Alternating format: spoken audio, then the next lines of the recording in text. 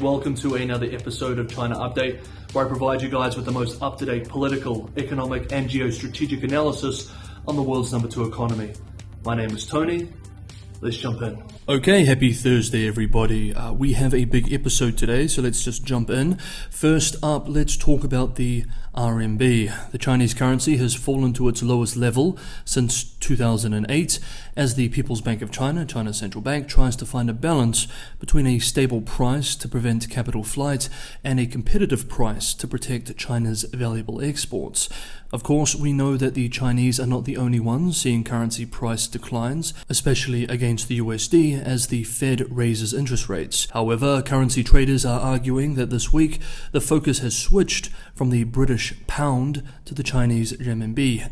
UK-based Japanese-owned Financial Times argues that the People's Bank of China has so far stopped short of deploying significant foreign exchange reserves, instead relying on indirect measures to discourage bets on continued falls and slow the pace of depreciation.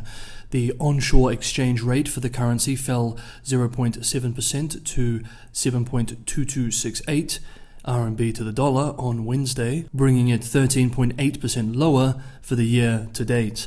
In Hong Kong, the offshore market fell as much as 0.9% to RMB 7.2416 against the dollar, the lowest on record since the city's clearing banks were first allowed to freely open RMB accounts in 2010. Though we note Chinese authorities throttled liquidity in Hong Kong after 2015, so in practice the offshore renminbi normally closely follows the onshore rate. So, is the Yuan collapsing like some claim? Well, not really. Indeed, currently it's only really declining against the US dollar, and only moderately, at least for now.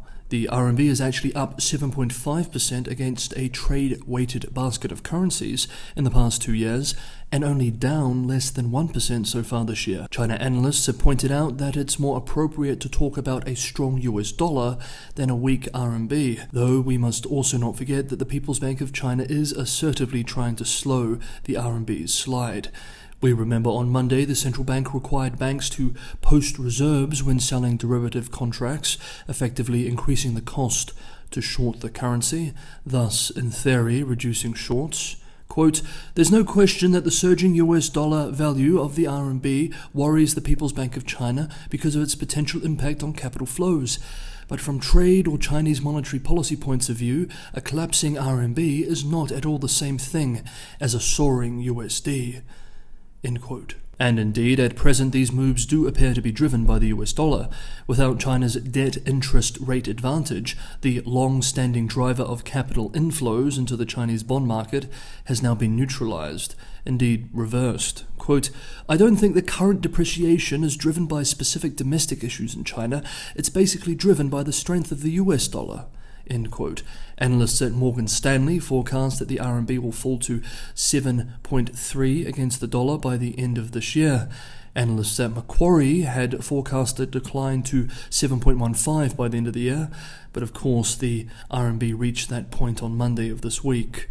Quote, "Since the People's Bank of China can do little to change the fundamental forces driving the dollar's gains, attempts to reverse market trends would likely fail, undermining its credibility. The better course is probably to allow the current trend to play out while limiting volatility and waiting for the inevitable reversal of direction." End quote. Okay, next up, Pew Research has published its latest polling on global attitudes towards China and its leadership. We should note that this global polling does skew towards developed economies in the West and in Asia, but this is relatively representative of global power and global economic output, and so is still very useful to examine. Now let's go through the report, and I'm just going to read from key parts of the report, quoting the report directly. Multiple factors have affected views of China over time. In the United States, the sense that China has handled COVID-19 poorly and is at fault for the virus's spread certainly is related to negative opinions of the superpower. But it is not the only factor driving attitudes. Rather, negative views of China were already rising prior to the pandemic. The same is true in other countries, including some of China's neighbors like South Korea, Japan, and Australia. Unfavorable views of China and South Korea have increased dramatically since 2017. South Korea was heavily affected by Chinese economic retribution following the country's 2017 decision to install an American missile interceptor THAAD. Negative views of China went up substantially in 2017. Alongside this turmoil, they increased again in 2020 when, in the wake of COVID-19, unfavorable opinion went up in nearly every country Pew Research Center surveyed. But views have continued to sour, and today unfavorable views of China are at a historic high of 80%. Japanese views of China have been broadly negative for the past decade. Negative views of China skyrocketed in the early 2000s amid myriad bilateral tensions, and for the past 20 years, Japanese views of China have always been among the most negative in center surveys, if not the most negative. Negative views peaked at 93% in 2013, following extreme tension in the East China Sea. Very unfavorable views of China have also been particularly elevated since 2020, with around half of Japanese adults saying this describes their views of China. While COVID-19 and resulting trade frictions led to the most negative views of China on record in Australia, unfavorable views have been ticking up since 2017. In that year, the Australian Security Intelligence Organisation issued warnings about Chinese attempts to influence Australian domestic politics, resulting in new Australian laws to curb foreign interference and strong responses from China. And while views went from broadly favourable to unfavourable between 2017 and 2019, the largest year-on-year increase in negative views took place between 2019 and 2020. At the time, negative views went up 24 percentage points as trade tensions spiraled following Australia's calls to investigate the COVID-19 virus's origins. Alongside the growing influence is a sense that China is a growing threat. Roughly half or more in South Korea, Japan, the Philippines, Australia, and the United States said China's power and influence was a major threat to their country in 2018. But outside these particular countries, around half or more in every country but Tunisia said China's power and influence posed either a major or minor threat. In the United States, Canada, Australia, South Korea, Japan, and every European country surveyed, a majority has constantly said that the Chinese government does not respect the personal freedoms of its people since the question was first asked in 2008. Across Latin America and Africa, opinion was more mixed when they were last asked in 2018. In Mexico, Brazil, and Argentina, half or more said China was not respecting the personal freedoms of its own people, while in South Africa, Kenya, Tunisia, and Nigeria, only around a third or fewer agreed. And still quoting the report as we move to views on leadership, quote, "Views of the Chinese president turned even more negative between 2019 and 2020. By 2022, majorities in all but 2 advanced economies surveyed had little to no confidence in his approach to world affairs. Around 4 in 10 or more in most places surveyed even say they have no confidence at all in Xi, including more than half of those in Australia, France, and Sweden." End quote. And finally, many remain concerned about the Chinese economy. Quote, "Those in South Korea, Japan, the United States, and Australia are particularly concerned. About 8 in 10 or more in these 4 countries see economic competition from China as a serious problem in 2022, including about a third or more who say competition is a very serious problem. Majorities in all but 1 European country surveyed also say economic competition with China was a serious problem." End quote. Okay, that ends our quoting of the document itself. Frankly, these results are truly terrible, and Beijing should be deeply concerned by them. But it is hard to say whether these findings will have any effect on an increasingly globally isolated Chinese elite. Next up, the housing crisis. Hey guys, if you're getting some value from China Update and you like what I do with this channel and you want to help me continue doing it, those who are willing and able, Patreon and Buy Me a Coffee links are in the description below. This is the best way to keep China Update sustainable. And anyone who is enjoying this episode of China Update, please don't forget to hit that like button. That's also a big help. Thank you so much, everybody, for the ongoing support. Now, we return once again to an old theme which we have been following for almost a year now on China Update, the systemic relationship between housing development and local government fiscal health. in the face of the Chinese housing crisis. Chinese financial media outlet Caixin published an excellent piece this week looking at this very theme, so let's supplement our own understanding with their reporting.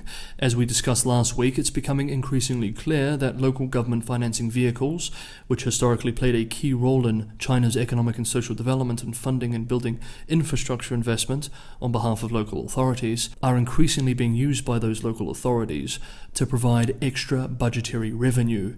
The data now shows that local government financing vehicles are being directed to buy land in order to fill a massive funding gap triggered by crisis-hit developers losing all appetite to buy land use rights. Of course, this will drive the financing vehicles deeper into debt, making inevitable deleveraging even more painful. The other concern is that these opaque government financial institutes have no experience in building residential homes, with no market incentives either, making this new directive expensive, wasteful, and unsustainable. Caixin reports that as of the end of June this year, local government financing vehicles had racked up about 45 trillion RMB, $6.3 trillion in outstanding interest-bearing liabilities, mostly comprising bonds and loans from banks and other financial institutions.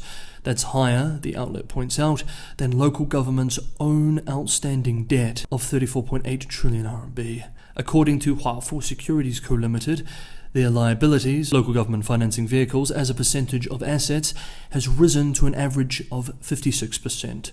Investors have always held the belief that local governments would bail out local government financing vehicles who couldn't repay. Last year, vehicles issued 5.8 trillion RMB of bonds, up 26% from 2020, and more than triple the 1.8 trillion RMB sold in 2015. They've also borrowed from trust firms, insurers, and asset management firms, according to the Caixin report. This belief that we cover here is critical to the operation of the market too, if we can call it a market at this point. We remember last week we discussed Rhodium Group's Logan Wright's article about the role of government credibility in all of this. Quote, "Losing credibility has consequences, as Beijing's long track record of intervention in response to financial stress has so far been the primary bulwark against crisis. When local government financing vehicles begin defaulting on their bonds, Beijing will need to actively manage the crisis, most likely using the central bank's balance sheet. The slow-moving financial crisis now unfolding in China is exactly what should be expected as a historically large credit bubble unwinds." End quote. Now, this is a medium-term crisis which we will continue to follow, which we also touched on yesterday with the recent World Bank report that discussed what China needs to do about this systemic vulnerability. But returning to our immediate concern here with local government financing vehicles and local government revenue, let's take a step back and look at this cycle. Local governments need to keep selling land to get revenue in order to retain lenders' and investors' confidence that they are capable of supporting or bailing out local government financing vehicles. But these local government financing vehicles are now providing the revenue the local governments need in order to do this, and they're primarily getting it from other state-owned enterprises and banks. The sale of land use rights accounted for about 41.5% of total local government revenue last year. That means, Caixin writes, the sale of land use rights accounted for about 41.5% of total local government revenue last year. So we're talking about a tremendously large reliance on these vehicles for revenue. This also means, Caixin writes, that housing sales must keep growing so that developers have the money to buy more land and provide local governments with more revenue. They also need to continue so prices rise so that local government financing vehicles can sell on these assets in the future. Otherwise, they're caught with bad debt. Now, if the current sales collapse that we've seen this year is cyclical, then this could be doable. We remember that, according to China Real Estate Information Corp, in the first half of this year, local government revenue from land sales plunged 31.4% year-on-year. But if what we are seeing this year with this collapse is a structural decline rather than a cyclical one, then it's game over. Now, we will, of course, continue to explore and follow this critical story, one of the most important China stories in my mind, in future videos. For now, let's end with this observation from an outspoken Chinese economist at China's prestigious Fudan University. Quote, "Once economic growth slows, land prices and sales fall. accumulated debt will become a heavy burden. That debt could crush local government financing vehicles and even local governments. End quote. Okay, that is today's episode of China Update. Thank you so much, everybody, for watching. I'll see you tomorrow.